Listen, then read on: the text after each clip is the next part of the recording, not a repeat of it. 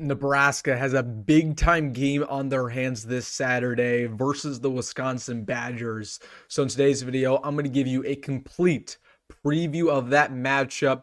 What does Wisconsin bring to the table? What does Nebraska need to do in order to win this football game? And everything else you need to know. So really quick, we have a lot to talk about. Make sure to hit that like button. If you're fired up for Saturday, I know I am. And hey, if you're new to the channel or still a returning viewer, make sure to subscribe. I post Nebraska football content every single day through thick or thin. So if you're a diehard fan, make sure to subscribe. You will be thanking yourself that you did. But without further ado, let's get into it. Previewing this game, Nebraska versus Wisconsin, the battle of two 5-5 teams with bowl eligibility on the line. So Wisconsin, let's talk about them first, what they bring to the table as a team. This is a squad that Nebraska hasn't beat since 2012. Of course, the Huskers got very close last year. They're hoping they can finally get the monkey off their back and break the curse this season at home. Of course, we know this is at Memorial Stadium, 2:30 kickoff. So Wisconsin's head coach is Luke Fickell, his second year in 5-5 this season with the Badgers. And they're in a very similar situation to Nebraska where they lose a bunch of close games. The fans really aren't believing too much in their new head coach, and they're still on the outside looking in when it comes to bowl eligibility. Now, I will say this before we talk about Wisconsin's team. Yes, they do have 5 losses, but all 5 of those losses are to pretty good squads. They lost to Alabama. They just lost to number 1 Oregon in a 3-point ball game. They lost to Iowa. They lost to Penn State. That's another top 10 team. And then they lost to USC, who Nebraska just lost to last week. So all 5 of those losses, honestly, to pretty solid squads. Nebraska really can't say the same with their 5 losses. So let's start off with Wisconsin's offense, because this is definitely the worst unit of their team compared to their defense. So their quarterback is Braden Locke. He so far this year has threw for 1,400 yards, throwing for a little bit under 60% through the air, 8 touchdowns and 8 interceptions. He's really struggled over the last couple of weeks. The highs can be high when it comes to this quarterback, but the lows can be very, very low. You talk to a lot of Wisconsin fans. They want him benched. They want him gone. They just don't think he's a good quarterback. But at the end of the day, they don't have any other options. They have to stay with Braylon Locke for the rest of the season. Watching him on film, he really struggles making good decisions. Accuracy can be rough. If Nebraska can establish a true pass rush in this ball game for once, maybe we're going to have some success against this quarterback. Braden Locke, pretty bad. But Nebraska, they just have a tendency of making bad quarterbacks look good. So I don't really want to get too wrapped up in that. Talking about Wisconsin's running back, again, we know that Wisconsin usually has a solid running back. This year, really not any different, but this guy, he's all right. I'd say he's above average. He's not an elite running back by any means. Tawi Walker is his name, has rushed for 700 yards this year, 10 touchdowns and 5 yards a carry. Just a nice speedy back, has good vision, can put his head down and make a play. Pretty productive, but nothing really you're going to write home about. I think Nebraska played a better running back last week in Woody Marks. But again, Nebraska's rushing attack or run stopping defense has really struggled over the last couple of weeks. So knowing us, Tawi Walker might have a good day. They also have a guy by the name of Cade Yakimelli in that room. Just a scrappy running back, gets yardage, pretty explosive as well. So again, solid running back room, but nothing crazy for Wisconsin as we're used to. Talking about the wide receivers, I got a couple guys I want you to remember. Vinny Anthony, who has a little bit under 500 receiving yards, 2 touchdowns, good hands and good speed, has a knack for making big plays. And then they also have Will Pauling, who torched Nebraska last year when we played them up there in Madison.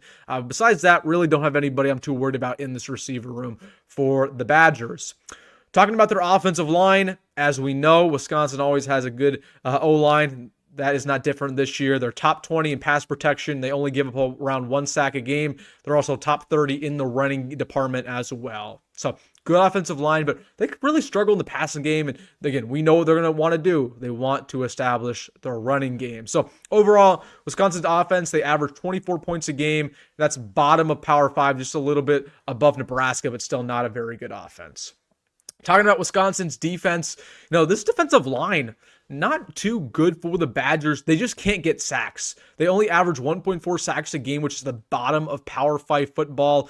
There's only one guy I'm too worried about, Elijah Hills, who's a DN for them. But really, they can't get to the quarterback. They can't even stop the run either. They give up 150 yards a game through the ground. So I'm not worried about this defensive line, at least getting to Dylan Raiola. Their linebacker core is okay, led by Jaheim Thomas with 52 tackles and 1 sack on the year. They also have Jake Chaney. So decent linebacker core, bad defensive line. But you know what's good about this defense for Wisconsin?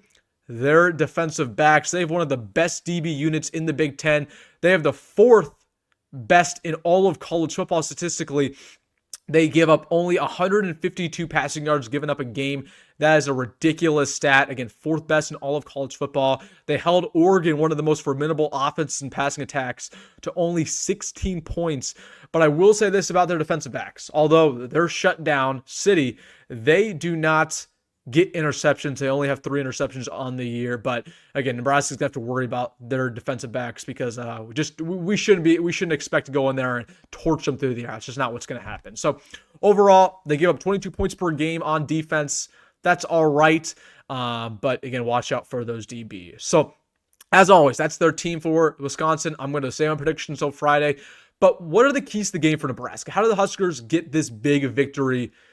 Get the monkey off their back, get rid of the curse, and finally go to a bowl game. How does it happen? Number 1, run the darn ball and have success doing it. Again, we talked about how good Wisconsin's defensive backs are. Nebraska's running game actually had a lot of success last week versus USC. We know Dana Holgorsen, he likes to air it out. You can't do that this week. Got to play old-fashioned Big Ten football. Dante Dowdell, Emmett Johnson, see Vermeer Johnson can play. But you got to run the football and you got to average about 5 yards a carry. Number 2, Matt Rhule, please be aggressive for once. If it's a 4th down and short, go for it. I don't care where you are on the field. Keep your offense out there. Be aggressive. It's going to take stones to pull an upset like this. It's going to take stones to get a win, period, because right now we can't get a win no matter what we do. Be aggressive. Too many times Matt Rhule plays to not lose. You got to play to win, man.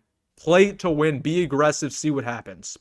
Number 3, stop the run game for Wisconsin. Make the Badgers beat you through the air because I don't trust their quarterback. I don't trust their wide receivers. Make them air it out.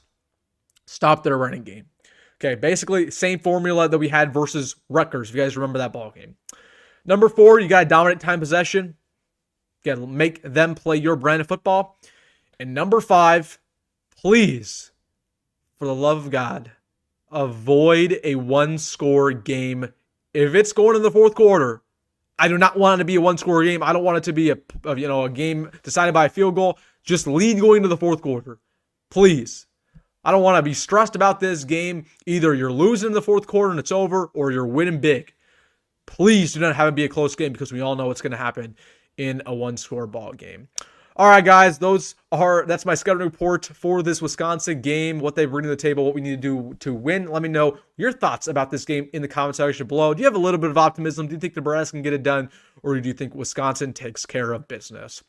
All right, guys, let me know your thoughts in the comment section. Once again, hey, if you made this far in the video, shout out to you. Make sure to hit that like button and subscribe. And as always, folks, go be good, go Matt Rhule, and see you in the next one.